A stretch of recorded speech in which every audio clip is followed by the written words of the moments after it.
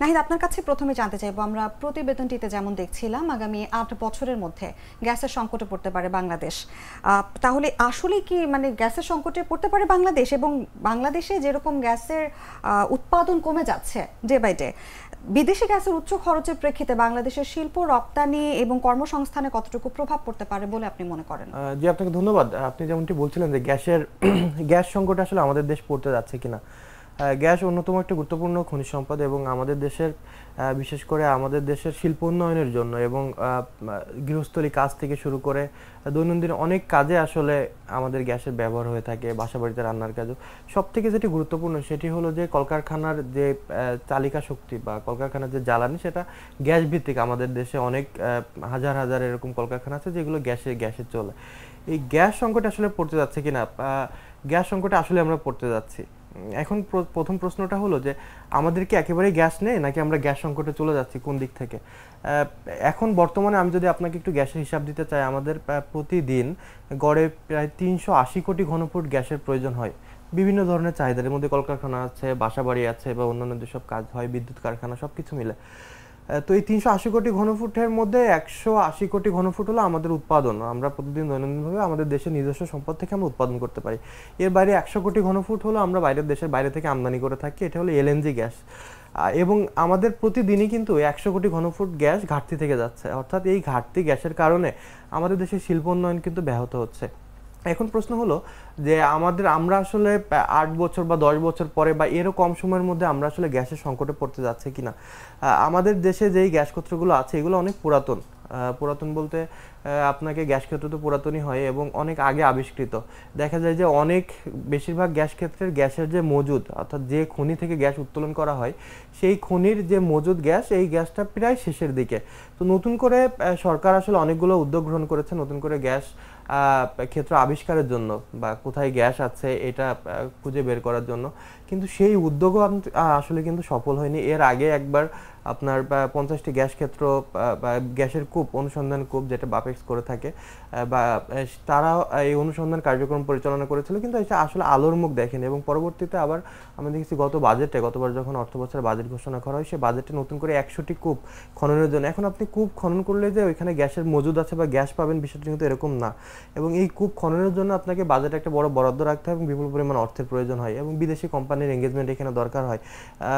সব ক্ষেত্রে যেমন আপনাকে আমি বলে রাখি যে আমাদের যে সমুদ্র সীমা আছে, এই সমুদ্র সীমায় আমরা গবেষকরা মনে করে থাকেন এবং একটা জরিপ হয়েছিল এর আগে, ওইখানে বলা হয়েছে যে এই সমুদ্র সীমা অর্থাৎ বঙ্গোপসাগরে যে আমাদের বাংলাদেশের অঞ্চল, এই অঞ্চলে আমরা বিরাট একটা সম্ভাবনা দেখি যে এখানে অনেক বেশ গ্যাস পাওয়া যেতে পারে। কিন্তু আমরা দেখেছি যে কিছুদিন আগেও যখন এই সমুদ্রের গ্যাস অনুসন্ধানের জন্য একটা দরপত্র আহ্বান করেছিল পেট্রোবাংলা, এবং বিদেশি কিছু কোম্পানি আগ্রহ প্রকাশ করেছিল এখানে, এবং তারা কিছু শর্ত দিয়েছিল সুযোগ সুবিধার জন্য, যে এই ধরনের সুযোগ সুবিধা দিলে তারা হলো যে আপনার এই সমুদ্রের গ্যাস অনুসন্ধানের জন্য কাজ করবে। কিন্তু পরবর্তীতে দেখেছি যে কটা কোম্পানি আসলে দরপত্র কিনেছিল তারা একজনও জমা দেয়নি, তারা কেউই জমা দেয় নাই, বিভিন্ন কল দেখানোর কারণে। এর মধ্যে রাজনৈতিক অস্থিরতা অন্যতম কারণ ছিল, এবং আমি ওই সময় একটা প্রতিবেদন করেছিলাম, সেটাতে এটার বিস্তারিত তুলে ধরেছিলাম।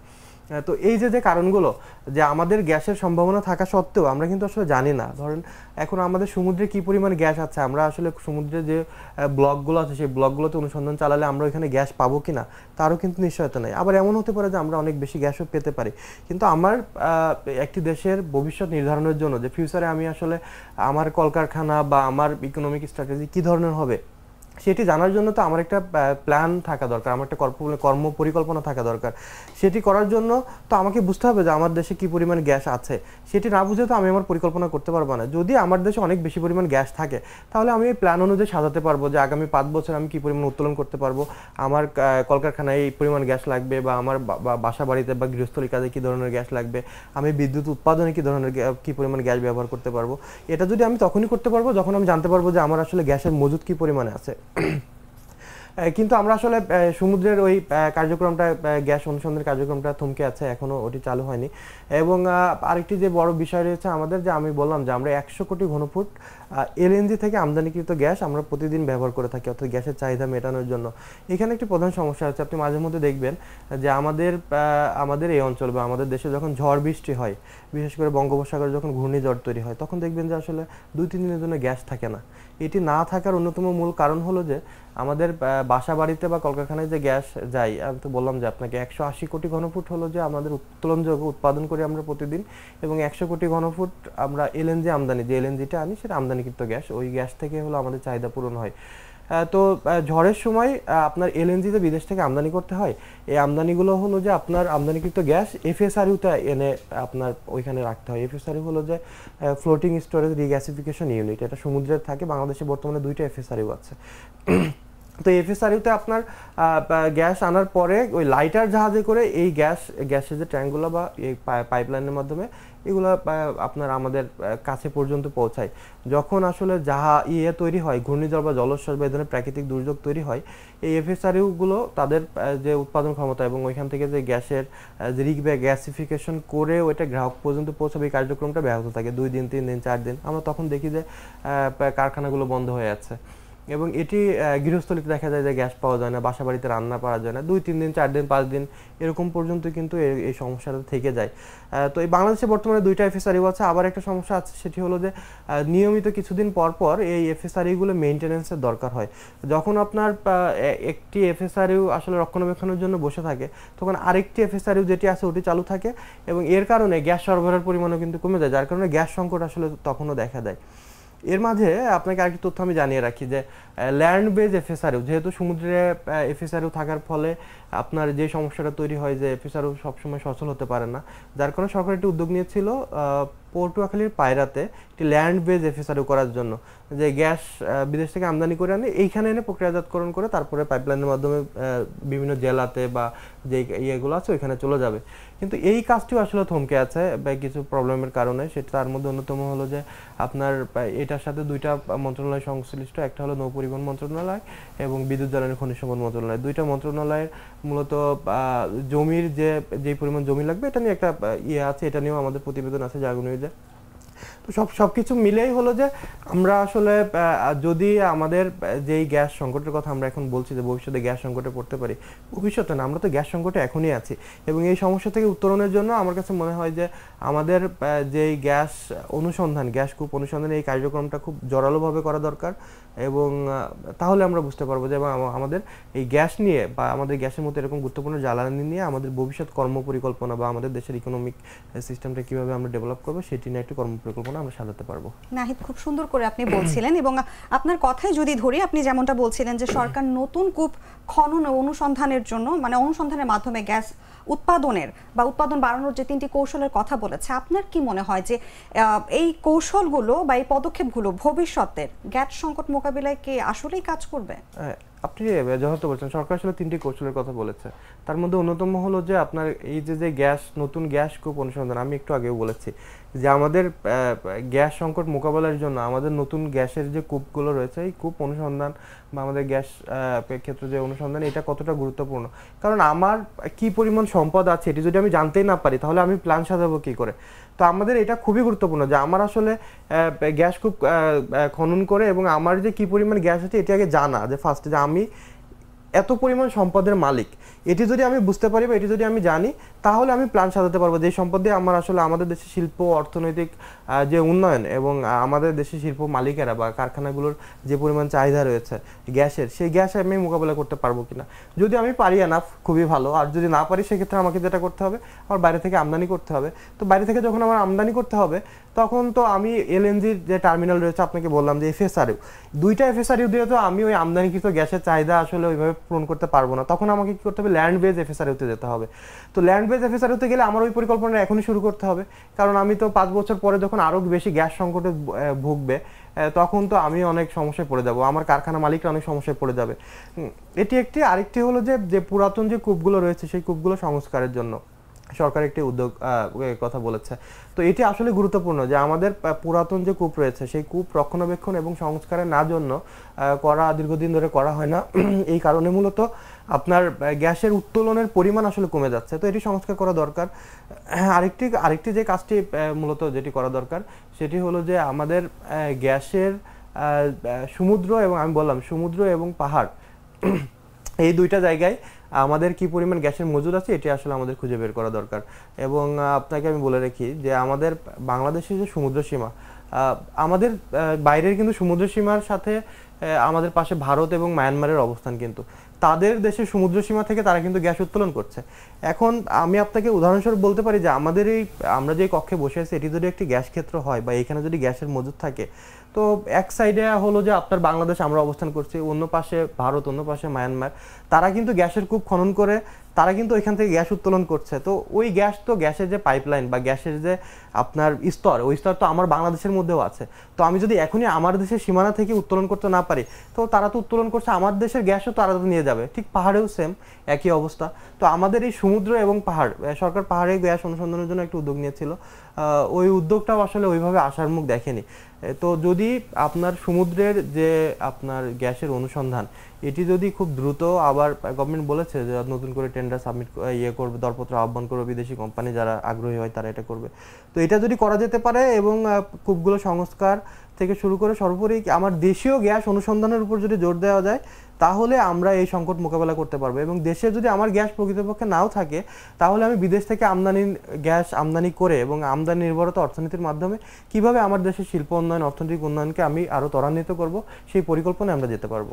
নাহিদ, আপনি যেমনটা বলছিলেন যে বাংলাদেশের সমুদ্র সীমায় এখনো বিপুল সংখ্যক গ্যাসের মজুত রয়েছে, বাংলাদেশের তেল ও গ্যাস অনুসন্ধান বাড়ানোর জন্য কি কি কৌশল আমরা গ্রহণ করতে পারি, বা অর্থনীতি ও শিল্পের জন্য দীর্ঘমেয়াদী লাভজনক কি হবে, মানে আপনার কি মনে হয়? দীর্ঘমেয়াদী অবশ্যই লাভজনক হবে। দীর্ঘমেয়াদী লাভজনক হবে এই কারণেই যে আমার দেশে তো তেল নাই।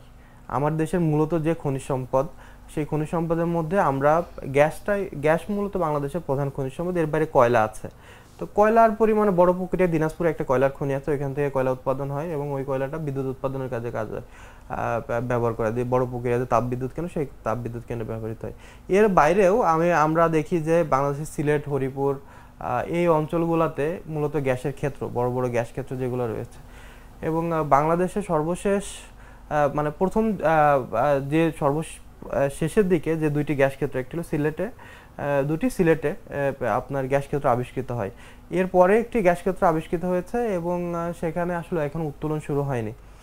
তো আমরা মাঝে মধ্যেই আপনার বিভিন্ন পত্রিকাতে, খবরে বা এখন সামাজিক যোগাযোগ মাধ্যমে বিভিন্ন জায়গায় দেখি যে অনেকে হয়তো বা কোথাও একটু খুঁড়লো বা কোনো কাজের জন্য পাইপ বসানো হয়েছে, টিউবওয়েল বা অন্যান্য কাজে, সেখান থেকে দেখা যায় যে গ্যাস উঠতেছে। তো আমরা বলে থাকি যে আমাদের দেশে আসলে গ্যাসের স্বয়ংসম্পূর্ণ, আমাদের অনেক গ্যাস আছে। কিন্তু মানে যেই কথাটা আমি বারবার জোর দিয়ে বলছি এই জন্য যে আমরা বলে থাকি আমাদের গ্যাস আছে, কিন্তু আসলে আছে কিনা বা আমাদের কি পরিমাণে আছে সেই জিনিসটা কিন্তু আমাদের জানা নেই। তো এটা জানার জন্য আমাকে তো অবশ্যই অনুসন্ধান কার্যক্রম পরিচালনা করতে হবে। এবং আমার কাছে পার্সোনালি মনে হয়, ব্যক্তিগতভাবে আমি মনে করি, যেহেতু আমি জ্বালানি বিষয়ে সাংবাদিকতা করি এবং আমি জানি, যদি বাপেক্স যে আমাদের দেশে গ্যাস অনুসন্ধানের কাজ করে থাকে, সরকারি সংস্থা, একটি কোম্পানি, এবং এর বাইরেও সমুদ্রের যে গ্যাস অনুসন্ধান, সেই অনুসন্ধানের সক্ষমতা আমাদের বাংলাদেশের নাই। তো সমুদ্রের গ্যাস অনুসন্ধানের জন্য আমাদের বিদেশি কোম্পানির সহায়তা নিতে হবে। এর জন্য আমি বললাম যে পেট্রোবাংলা দরপত্র আহ্বান করেছিল, যারা কিনেছিল তারা টেন্ডার সাবমিট করে নাই, যার কারণে এই অনুসন্ধান কার্যক্রম আপাতত বন্ধ আছে। অনুসন্ধান বলতে এটা আগায় নাই, এই প্রক্রিয়াটাই আগায় নাই। তো এই প্রক্রিয়াটা আগানো এবং বাংলাদেশের অন্যান্য যেসব জায়গায় গ্যাসের কূপ রয়েছে বা অনুসন্ধান কূপ রয়েছে, সেগুলো দ্রুত অনুসন্ধানের আওতায় আনা এবং সরকারের একটা টোটাল কর্মপরিকল্পনা থাকা উচিত। এবং 1 বছরের মধ্যে এটা সম্ভব না। হয়তো 1 বছরে আমি 50টি কূপ খনন করব, তারপরের বছর আমি আর 50টি করব, তারপরের বছর আমার সক্ষমতা বাড়লে যে 1 বছর আমি 100টিও করতে পারি পর্যায়ক্রমে। তো এটি করার পরে আমরা যেটি জানবো যে আমার আসলে কত MMCFD গ্যাস আছে বা এত কোটি ঘনফুট গ্যাস আছে আমার দেশে, তখন আমি আসলে আমার পরিকল্পনাটা করতে পারবো। তো আমার কাছে মনে হয় যে এই যে পরিকল্পনাগুলোর কথা বলা হয়েছে, এই পরিকল্পনাগুলো অনুযায়ী যদি সঠিকভাবে আসলে দীর্ঘমেয়াদী পরিকল্পনা নিয়ে এখনই কাজ শুরু করা যায়, খুব শীঘ্রই, এখনই যদি কাজ শুরু করা যায়, তাহলে আমার কাছে মনে হয় যে আমরা এই সংকট থেকে আসলে বাঁচতে পারবো। নাহিদ, আমরা আলোচনার একদম শেষ মুহূর্তে আপনার কাছে জানতে চাইবো যে সাশ্রয়ী এবং নির্ভরযোগ্য গ্যাস সরবরাহ নিশ্চিত করতে সরকারের কি ধরনের পদক্ষেপ নেওয়া উচিত, আর এই পদক্ষেপ নিতে কি কি বাধার সম্মুখীন হতে পারে বলে আপনি মনে করেন? আপনাকে ধন্যবাদ। আপনি খুব ভালো একটি কথা বলেছেন যে আমরা আসলে কিভাবে সাশ্রয়ী মূল্যে গ্যাস পেতে পারি। প্রথমত দেখেন যে আমাদের গ্যাস আছে, কিন্তু আমরা এটা উত্তোলন করতে পারছি না। আমরা 180 কোটি ঘনফুট গ্যাস আমাদের নিজস্ব চাহিদা থেকে আমরা পাচ্ছি, আমাদের নিজস্ব সম্পদ থেকে, যে আমাদের দেশের কূপ থেকে। এর বাইরে 100 কোটি ঘনফুট আমরা বাইরে থেকে আমদানি করতেছি। তো আমদানিকৃত গ্যাসের বেশিরভাগই আপনার সিলিন্ডার গ্যাস। আপনি নিজেও জেনে থাকবেন যে বাসা বাড়িতে এখন সরকারের নতুন উদ্যোগের ফলে আপনার বাসা বাড়িতে আগে যে আপনার পাইপের মাধ্যমে গ্যাস দেওয়া হতো, এই গ্যাস এখন বন্ধ। এখন বাসা বাড়িতে কোনো গ্যাস সংযোগ নতুন করে দেওয়া হচ্ছে না। তো বাসা বাড়িতে যারা গ্রাহক তারা কি করে, তারা সিলিন্ডারের গ্যাস ব্যবহার করে, এলপিজি সিলিন্ডারের গ্যাস। এর কারণে কি হয়, আপনি যখন টাকা দিয়ে বাসায় গ্যাসের সিলিন্ডার কিনে নিয়ে যাবেন, আপনি কিন্তু অপচয় করবেন না। এই কারণে আপনি গ্যাসের চুলা জ্বালিয়ে রাখলে দেখা যায় যে আপনার গ্যাস শেষ হয়ে যাচ্ছে, তো আপনি 5 দিন বেশি ব্যবহার করতে পারবেন, যার কারণে আপনি কিন্তু অপচয় করবেন না। তো আমাদের দেশের একটি বিশেষ সমস্যা আছে, আমাদের দেশের মানুষের আমরা কেন যেন অপচয় করি। তো বাসাবাড়ি যেসব চুলাতে আপনার পাইপলাইনের গ্যাস আছে, তারা দেখা যায় যে ঘন্টার পর ঘন্টা গ্যাসের চুলা জ্বালিয়ে রেখেছে। অপচয়ের আরেকটি সমস্যা, যে যার কারণে যেই সম্পদটা কাজে লাগছে না, এটা অপচয় হচ্ছে। এটি একটি। আরেকটি যে সমস্যা আপনি দেখে থাকবেন যে বাংলাদেশের যে গ্যাস, সরকারি যে গ্যাস, এই গ্যাস আসলে ডিস্ট্রিবিউশন করে Titas gas and distribution company limited. তারা প্রায়ই অভিযান চালায়, এমনকি সপ্তাহে 1-2 দিন অভিযান চালায় নির্বাহী ম্যাজিস্ট্রেট দিয়ে। তারা যেটি করে যে এই অভিযানে দেখা যায় যে বিপুল পরিমাণ অবৈধ সংযোগ, আপনার গ্যাসের গ্রাহক একজন ওইখান থেকে পাইপ দিয়ে আপনার আরেকজন বা 2-3জন এরকম করে আসলে গ্যাসের সংযোগ ব্যবহার করছে। তো তারাই পাইপলাইনের মাধ্যমে এই গ্যাস এইগুলো জব্দ করে অভিযানের মাধ্যমে। তো আপনার দেখা যায় যে অভিযান পরিচালনা করে চলে আসছে, ওইখানে আবার নতুন করে সংযোগ, এইগুলো থামানো যাচ্ছে না আসলে। যার কারণে আমার কাছে মনে হয় যে গ্যাসের অপচয়টা আমাদের হচ্ছে, গ্যাস চুরি হচ্ছে, সরকারি সম্পত্তি। এবং আমাদের যেহেতু এই সম্পদটা কম, আমরা এখনো বাইরে থেকে আমদানি করতেছি, তো আমাদের ডেফিনেটলি এটা যারা এই চাপটা অন্যান্যদের কাছে গিয়েও পড়ছে, যে এই গ্যাস দিয়ে আমরা আসলে কার্যকরী ভূমিকা বা আমাদের কাজে লাগাতে পারতাম, সেটা আমরা পাচ্ছি না অপচয়ের কারণে এবং চুরির কারণে। তো সরকারকে আমি মনে করি যে আরও বেশি কঠোর হওয়া দরকার গ্যাস চুরি ঠেকাতে, প্রথমত। দ্বিতীয়ত হলো যে সাশ্রয়ী মূল্যে গ্যাসের কথা আপনি যেটি বললেন, যে একটি উদাহরণ দিতে চাই, আমাদের উৎপাদন যে গ্যাস, আমরা যে গ্যাস উৎপাদন করি, এটির গড় মূল্য আপনার 3 টাকার মতো প্রতি ঘনফুট গ্যাস। বাইরে থেকে যেটি আমরা আমদানি করে, তার দাম পড়ে 55 টাকার মতো। তাহলে চিন্তা করেন যে আপনার দেশের উৎপাদিত গ্যাস এবং বাইরের থেকে আমদানিকৃত গ্যাসের দামের মানে আকাশ পাতাল ব্যবধান। তো আমরা যদি আমাদের দেশের যে গ্যাস কূপগুলো আছে, এই খনন কার্যক্রম আমরা বাড়াতে পারি, আমাদের গ্যাস যদি আমরা এক্সপ্লোর করতে পারি, তাহলে আশা করি যে খুব সাশ্রয়ী মূল্যে আমরা আসলে আমাদের দেশের আমরা যারা গ্রাহক রয়েছে এবং যারা গ্রাহক রয়েছেন, সরকার আসলে তাদেরকে গ্যাস দিতে পারবে। এবং গ্যাস খুবই গুরুত্বপূর্ণ বলছে এই কারণে যে বাসা বাড়িতে তো রান্নার কাজে গ্যাস ব্যবহার করে, এটা আমরা খালি চোখেই দেখি খুব। এবং বিদেশের বিভিন্ন কোম্পানি কিন্তু বাংলাদেশ থেকে প্রচুর পরিমাণে জিনিসপত্র, কারখানা উৎপাদিত পণ্য উৎপাদন করে। বাংলাদেশের কলকারখানা এবং যেসব কারখানা মিল রয়েছে, সেগুলো বেশিরভাগই গ্যাস নির্ভর। তো গ্যাস সংকটের কারণে কিন্তু এই কারখানাগুলোর উৎপাদন ব্যাহত হচ্ছে দীর্ঘদিন ধরে, এবং এটি এমন একটি সমস্যা যে ব্যবসায়ীরা কিন্তু আসলে ক্ষতিগ্রস্ত হচ্ছে। তো সরকার যদি অগ্রাধিকার ভিত্তিতে, যদি এখন অগ্রাধিকার দিচ্ছে, আরও বেশি অগ্রাধিকার ভিত্তিতে কারখানাগুলোতে গ্যাস সরবরাহ করতে পারে এবং এই টোটাল প্রক্রিয়াকে এবং গ্যাস উত্তোলন, আমদানি এবং একটি সমন্বিত কার্যক্রমের মাধ্যমে কিভাবে আমরা গ্রাহকরা, এবং গ্রাহক বলতে আপনার ব্যক্তিগত গ্রাহক হতে পারে, কলকারখানার মালিক যারা রয়েছে সেই ব্যবসায়ী, সেই সব গ্রাহকও হতে পারে। তো এই গ্রাহকদের কিভাবে আরও সাশ্রয়ী মূল্যে গ্যাস দেওয়া যায় এবং গ্যাসের সুষ্ঠু ব্যবহার নিশ্চিত করে কিভাবে আমরা অর্থনীতিকে আরও গতিশীল করতে পারি।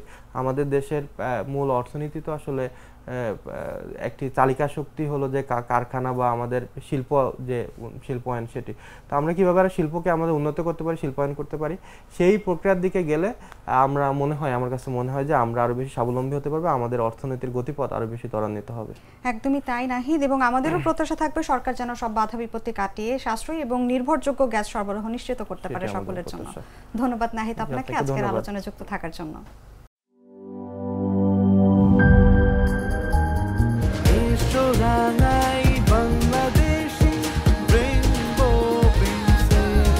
রেইনবো পেইন্টস, ছড়াও জীবনের রং।